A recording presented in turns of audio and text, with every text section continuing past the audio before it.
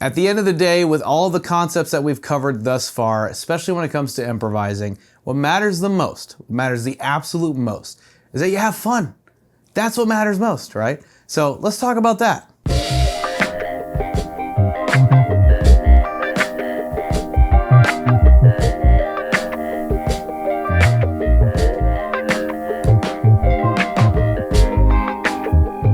Having fun being the ultimate goal when it comes to improvising, I mean, much less playing guitar in general, it shouldn't be attached to any kind of pressure. Like, I can only have fun if I'm playing this many notes, or I can only have fun if I feel like I'm in this sort of transcendent place musically where, blah, blah, blah, blah. All way too much pressure. You can absolutely have fun with something as simple as, like we've done before, with like making the root note sound interesting. You can absolutely have fun doing that, and you absolutely should, if you ask me. So let's just talk about ways that we can actually have fun, and that feeds into that ultimate confidence, right? And that comfort. Remember that whole formula we talked about? So like, if you're confident in what you're playing, there's so much more room for activities, right? But there's so much more room to have fun with it, because then you're not thinking so much about, again, like you take a lot of the pressure off. You're not thinking so much about or worried too much about what your next move is. You're more or less like, I'm here, we're doing this, so let's have fun while we're at it. So I'll just kind of show you some simple ways that I like to have fun with improvising that are, really simple. Like, this is just like simple concepts that don't require really any kind of learning curve. One example is like just taking an idea that you play when you improvise and just repeating it, right? And it doesn't have to be even a full lick. You can just take a note, right? If we're gonna go back down to basics and talk about just playing the root note, right? Like if we're still in E, right? If I want to do something that's fun, I can do something like this, where it almost sounds like a news team kind of like theme song. Just doing something like that. Simple. But it's in the proper context, right? Like, it just like shows how you're just kind of lightheartedly having fun, And you don't have to just repeat single notes. You can do something like this,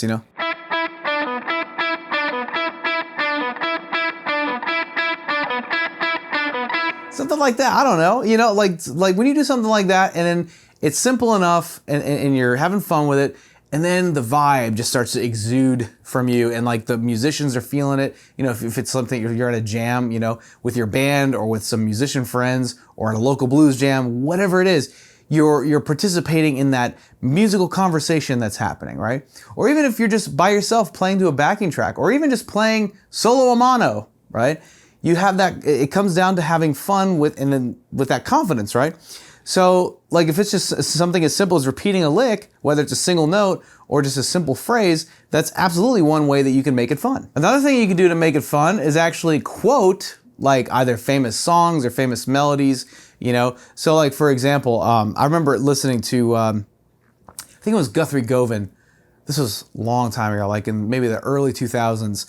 And I was listening to him, take a crazy solo. But then at one point, he actually quotes this. He does something like he threw that in there, right? And it's just like, everyone's like, oh, that was hilarious. It's just like, that right there is a classic example of a moment where you're having fun, right? So you can quote something silly or something like really identifiable that people can hear and recognize, So unlike melodic makeovers where you're completely repackaging a melody, when you're quoting something, you're literally just taking that melody, adapting it, but you're making it so that melody is still very recognizable. So it can be any kind of melody you want, I think the more recognizable, the better. Just like, when Guthrie did that cool, like that fun little circus thing, it was just like, that was funny, And of course that gets good reactions from the crowd. So that's another thing you can do to have fun with it, is just like take simple melodies that are identifiable and just quote them right somewhere in the middle of your soloing. Another thing you can do is just mess up your timing, and do it in a way that's deliberate.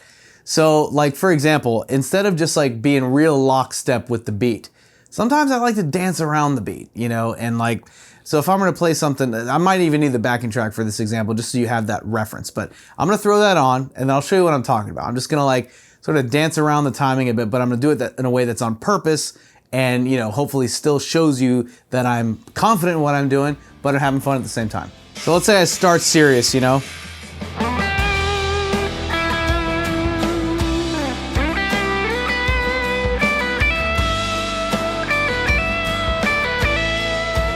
And right here, I'll get a little weird with it.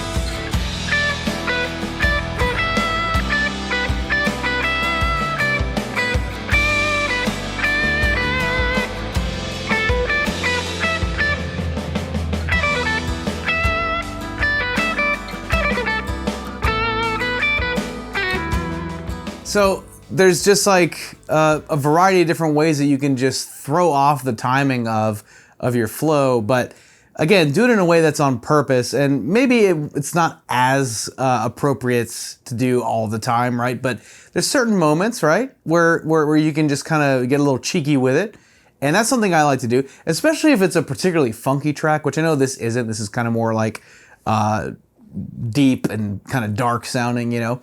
But I like making things like lighthearted, you know, just regardless. But that's one way that you can do it. So one thing you can do is just take a simple phrase, like, or just a simple series of notes, like I was doing there, which we can actually do right here in this octave, and then just going, you know, I'll start going like this, and then I'm going like.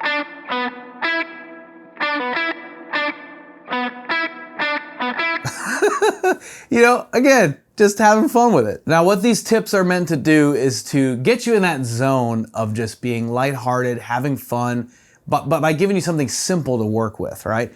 Like I said, simple repeating phrases, simple with like licks to mess up your timing with, you know, very simple things to do with like, just like all these concepts are meant to start you off simply. And then of course, just like with everything else we talked about, when you graduate to more complex ideas or more higher quantity of notes that you have at your disposal, you know, it's like you can now apply these just on a grander scale. But you want to start small, start simple, and that way, like, it just has this ripple effect, really, you know? So once you have fun with the simple ideas, as you progress and gradually get more comfortable with the less simple ideas, you'll continue to be able to make it fun.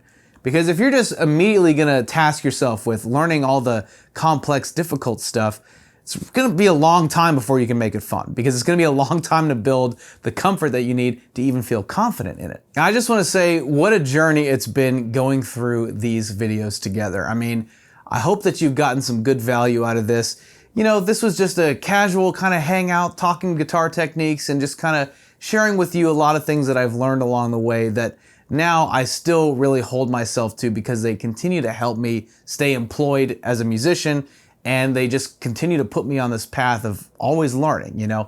No matter what kind of teaching position I'm in, I'm always gonna be a student at the end of the day. So I wanna thank you for hanging with me this whole time, and I hope you've enjoyed yourself as much as I've enjoyed bringing you these lessons. I also encourage that you go back and revisit any of these videos wherever you feel necessary, if there's any concept that you want to you know, just refresh yourself on again. And it's one of those things where, you know, when you see it the first time, maybe you get something out of it, but when you see it the second time or the third time, you might get something completely different out of it. So it's worth a shot to go ahead and check back on any of those lessons that you want to. So once again, thank you so much for sticking with me through this. I applaud you, and I'm very proud of you and excited for you for where things are gonna lead to on your musical journey.